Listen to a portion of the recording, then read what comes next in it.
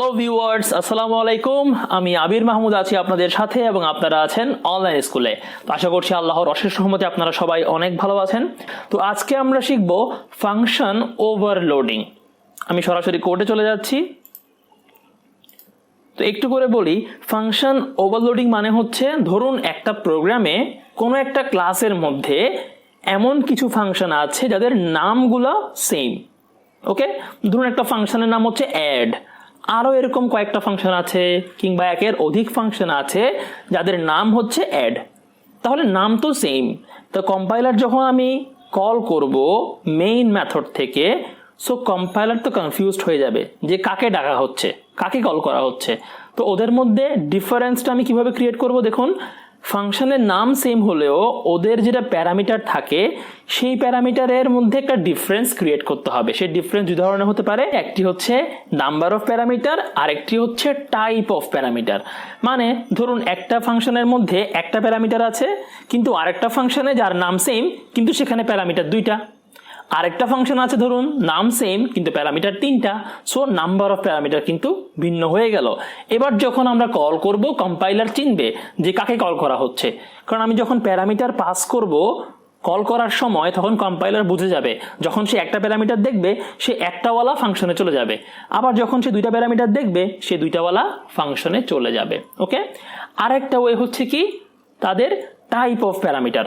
ধরুন আমি একটা প্যারামিটার ইউজ করব, বাট একটা হতে পারে ইন্টিজার আর একটা হতে পারে ফ্লোট। ঠিক আছে, ধরুন দুইটা ফাংশন, একটা ইন্টিজার প্যারামিটার আছে আর একটাতে ডাবল প্যারামিটার আছে কিংবা ক্যারেক্টার প্যারামিটার আছে। সো টাইপ অফ প্যারামিটার ভিন্ন হতে হবে অথবা নাম্বার অফ প্যারামিটার ভিন্ন হতে হবে। আশা করছি ব্যাপারটা বুঝতে পেরেছেন। আমি আর থিওরিটিক্যালি সেভাবে বোঝাচ্ছি না আর কি, সরাসরি কোড করে দেখিয়ে দিচ্ছি। ওকে, আমি একটা ক্লাস নিই আগে। ক্লাসের নাম দিলাম ক্যালক, মেইন মেথড নিয়ে রাখি। এখন দেখুন এখানে আমাকে প্রথমে পাবলিক করে দিতে হবে। ঠিক আছে, এবার আমরা একটা জাস্ট ভেরিয়েবল নিয়ে রাখি, ধরুন রেজাল্ট নিয়ে রাখলাম। এর মধ্যে আমি ফাংশন নিব যাদের নাম থাকবে সেম। দুইটা ফাংশন নিচ্ছি, এখন নাম তো সেম, সো আমি নাম্বার অফ প্যারামিটার ভিন্ন প্রথমে করে দেখাই। ধরুন এখানে আমি ইন্টিজার পি রাখলাম আর এখানে এসে রাখলাম ইন্টিজার পি এবং ইন্টিজার কিউ। ঠিক আছে, তাহলে দেখুন তাদের নাম কিন্তু সেম, বাট একটাতে প্যারামিটার একটা আর একটাতে দুইটা। সো এটাই হয়ে গেল আমাদের ফাংশন ওভারলোডিং। ঠিক আছে, এবার আমি মেইনে এসে একটু যে ক্লাসটা নিয়েছি তার একটা অবজেক্ট ডিক্লেয়ার করে রাখি। ঠিক আছে, এখন আমার উদ্দেশ্য কি, আমি মেইন থেকে ভ্যালু পাঠাবো, সেগুলো এখানে জাস্ট যোগ করবো আর কিছু না। তাহলে আমি যখন মেইন থেকে পাঠাবো, ধরুন আমি এখানে ওবি ডট অ্যাডকে পাঠাচ্ছি, সেখানে আমি 10 পাঠালাম। আবার ওবি ডট অ্যাড এখানে আমি পাঠালাম 10,20। সিম্পল। তাহলে এর মধ্যে কি হবে, যে পিটাকে পাঠাচ্ছি এখান থেকে 10 পাঠাচ্ছি সেটা পি হয়ে ঢুকবে। দেন আমি বললাম আরএস ভ্যারিয়েবলের মধ্যে আমি পি প্লাস পি কে রাখবো, একই ভ্যালু যোগ করে দিব just result, then end line, যাতে ফলাফলটা নতুন লাইনে আসে। এখানে যোগ করলাম পি প্লাস কিউ, যেহেতু এখানে আমি পি কিউ দুইটা পাচ্ছি, পি প্লাস কিউ যোগ করে দিলাম, সেটাও দেখিয়ে দিলাম। এখন দেখুন এখান থেকে আমি যখন কল করব, প্রোগ্রামটা তো মেইন থেকে শুরু হবে এটা আমরা জানি, তো সে প্রথমে একটা অবজেক্ট ডিক্লেয়ার করলো। সো ক্যালক ক্লাসের জন্য একটা অবজেক্ট নিল ওবি। এখন ওবি ডট আমি যখন অ্যাডকে কল করব, একটা মাত্র ভ্যালু পাঠাবো, তখন এখানে যেই ফাংশন একটা মাত্র ভ্যালু রিসিভ করতে পারবে সেটা কল হবে। সিম্পল হিসাব। যখন আমি দুইটা ভ্যালু পাঠাবো তখন এখানে যেই ফাংশন দুইটা ভ্যালু রিসিভ করতে পারবে সেটা কল হবে। ঠিক আছে, তাহলে আমি যখন 10 পাঠাচ্ছি কল হবে কোনটা, এই ফাংশনটা। তাহলে 10 যোগ 10 20 আউটপুট দেখাবে। যখন আমি 10 20 পাঠাবো তখন কল হবে কোনটা, এটা কল হবে। সো 10 যোগ 20 30 দেখাবে। সিম্পল, এটাই হচ্ছে ফাংশন ওভারলোডিং। প্রোগ্রামটা রান করে দেখা যাক। এই যে দেখুন ফলাফল কিন্তু চলে আসছে, 10 যোগ করে 20 আর 10 20 যোগ করে 30 চলে আসছে। ওকে, সো ফাংশন ওভারলোডিংটা কিন্তু হয়ে গেছে। এটা হচ্ছে কি তাদের নাম্বার অফ প্যারামিটার ভিন্ন। এখন যদি আমি টাইপ অফ প্যারামিটার ভিন্ন রাখতে চাই, ধরুন আমি করলাম কি একটা ইন্টিজার আর একটা রাখলাম এখানে ডাবল, ঠিক আছে, একটাই রাখি, দুইটাই পি থাকুক সমস্যা নাই, এগুলো লোকাল ভ্যারিয়েবল। সো একটা ইন্টিজার আর একটা ডাবল, আমি কি করব এখান থেকে একটা ডাবল ভ্যালু পাঠাবো, ধরুন 10.10 না ধরুন 20.6 পাঠাচ্ছি, আর এখানে আমি সেটাই যোগ করে দিব।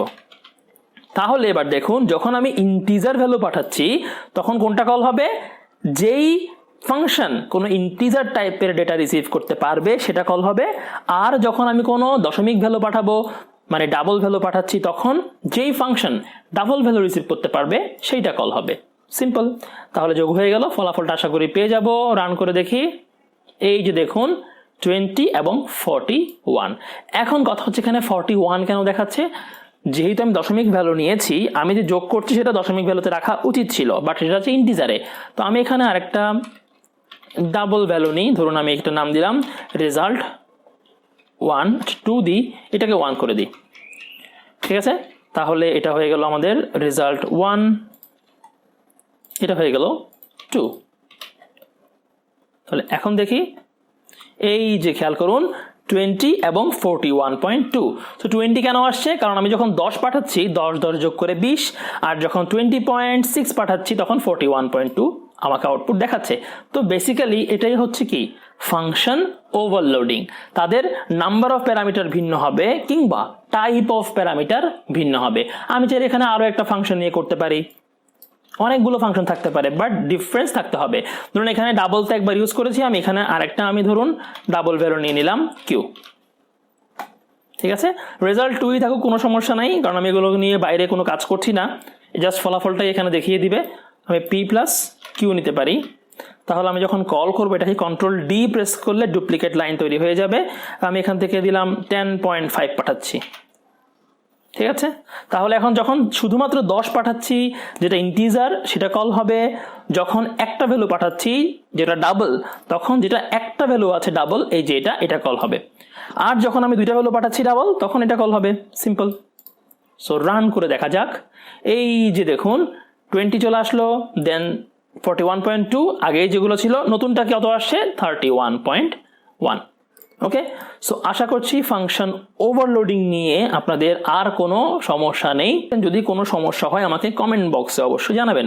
সো আপনাদের একটা ছোট কাজ দিচ্ছি, একদম খুবই ছোট কাজ দিচ্ছি, সেটা হচ্ছে আপনারা এই ফাংশন ওভারলোডিং ইউজ করে ট্রায়াঙ্গেল, রেক্টেঙ্গেল এবং স্কোয়ারের এরিয়া বের করবেন, ঠিক আছে। So area of triangle, square এবং রেক্টেঙ্গেল, এই তিনটা এরিয়া বের করে দেখাবেন ফাংশন ওভারলোডিং ইউজ করে।